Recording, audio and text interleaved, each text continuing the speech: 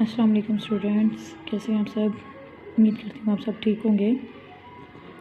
आज से हम अपनी ऑनलाइन क्लासेस का आगाज़ कर रहे हैं ताकि आपका सिलेबस जो रह गया है हम उसे कवर कर सकें, आपकी क्लासेस मिस ना हों। तो जहाँ पे हमने छोड़ा था वहीं से आगे चलेंगे। आपके पास आईटी सीरीज़ की बुक होगी, लेकिन मेरे पास अभी अवेलेबल नहीं है, तो आपका पहला लेक्चर तो मैं आपको पीडीबी से ही दे रही हूँ, लेकिन आपने टॉपिक कंपेयर कर लेना है। आपका टॉपिक सेम ही होगा, डिटेल भी आपको जो मैं भी बताऊंगी वो उससे मैच ही हो रही होगी, तो आपने वहाँ से कंपेयर कर लेना है। आज का हमारा टॉपिक है फ़्लो चार्ट। ठीक है जी। Flow charts are helpful to know about the step use to solve a problem. Flow charts एक ऐसा मेथड, एक ऐसी टेक्निक्स है जिससे आप स्टेप बाय स्टेप अपनी प्रॉब्लम को सॉल्व कर सकते हैं। ठीक है, यहाँ तक ये आपने इसकी डेफिनेशन कर लेनी है। ठीक है, प्रॉब्लम तक। ठीक है, इसके बाद इसके एक फ़्लो चार्टिंग प्रॉपर डेफिनेशन भी दी हुई है। A flow chart is a graphical representation of the steps to solve a problem. Basically एक ग्राफिकल रिप्रेजेंटेशन होती है। ये आपको एक साइड पे भी टॉपिक नज़र आ रहा होगा। एक ग्राफिकल एक चीज़ बनाई हुई है जिसमें हमने स्टार्ट और देन लिया है take shoes and socks, wear shoes and stop. एक पूरा पैटर्न बनाया जाता है, एक स्टेप बाय स्टेप काम किया जाता है। इससे ज़रा आपकी प्रॉब्लम को सॉल्व करने में आसानी हो जाती है। ठीक है, ये यहाँ तक कर लेना है। इसके आगे है we use symbols for each steps and these symbols are connected with the help of arrow to show the flow of processing. यहाँ पे अलग अलग किस्म के स्टेप्स यूज़ होंगे, जैसे कि आप यहाँ पे जो भी हमने फ्लो चार्ट आपको नज़र आ रहा है, इसमें आप देखें स्टार्ट और एंड का जो सैम्बल है वो सेम लिया हुआ है। ठीक है, उसके बाद टेक शूज़ एंड सॉक्स का जो सैम्बल है वो अलग से लिया हुआ है, और wear socks and wear shoes का जो सैम्बल है वो एक जैसे हैं। ठीक है, रेक्टेंगल शेप में। तो इन सब के अलग अलग नेम हैं, अलग अलग इनकी वैल्यू है, और इन सबको आप देखें तो हमने एरो के साथ नेक्स्ट कनेक्टेड किया हुआ है। ठीक है, तो ये आप अलग अलग इनके बारे में नेक्स्ट फर्दर पढ़ लोगे। अभी तक यहाँ तक आपने इसकी डेफिनेशन कर लेनी है, जहाँ तक ये मार्क किया हुआ है अपनी बुक पे भी देख लीजिएगा इसकी डिटेल।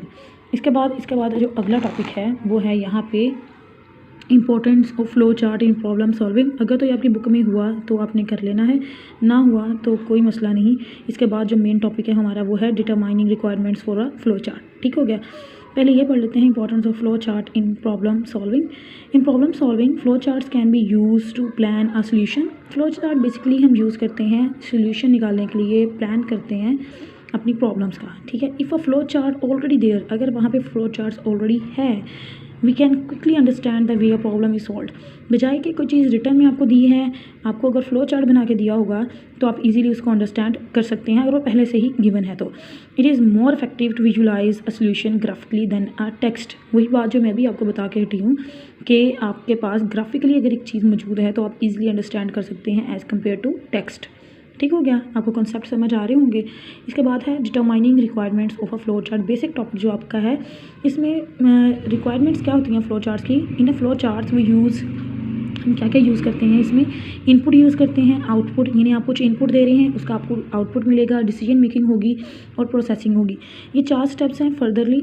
ठीक है, बेसिक 4 स्टेप्स यही हैं, लेकिन इनको जब आप सैम्पल्स वाइज पढ़ेंगे तो आप इसकी डिटेल में चले जाएंगे।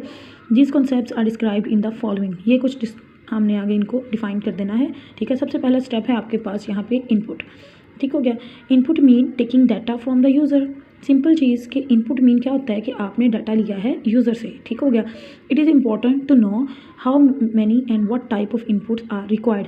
लेकिन ये इंपॉर्टेंट है कि आपने how many and what type of, कितना और किस तरह का डाटा आप रिक्वायर कर रहे हैं, यानी कि इररेलेवेंट डाटा नहीं होना चाहिए, जो आपकी प्रॉब्लम है उससे रिलेटेड आपको डाटा मिलना चाहिए।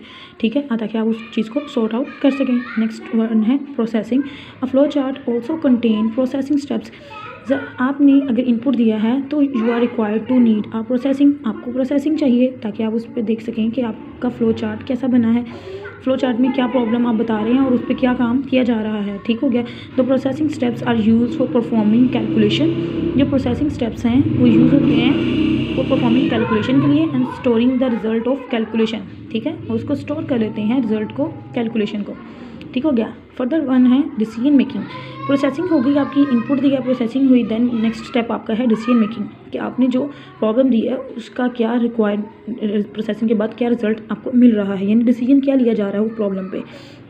To determining whether a statement is true or false. इसके बाद आप चेक करेंगे कि जो आपके पास स्टेटमेंट आई है इज़ दैट ट्रू और not. True or fall and taking appropriate step according is called decision making. और इसके बारे में कुछ फिर अप्रोप्रिएट स्टेप्स यूज़ करेंगे, इसे कहते हैं डिसीजन मेकिंग। ठीक हो गया। नेक्स्ट एंड लास्ट वन है आउटपुट। इनपुट लिया आपने, इनपुट के बाद आप उसमें प्रोसेसिंग कर रहे हैं, प्रोसेसिंग के बाद आपको डिसीजन मेकिंग हो रही है।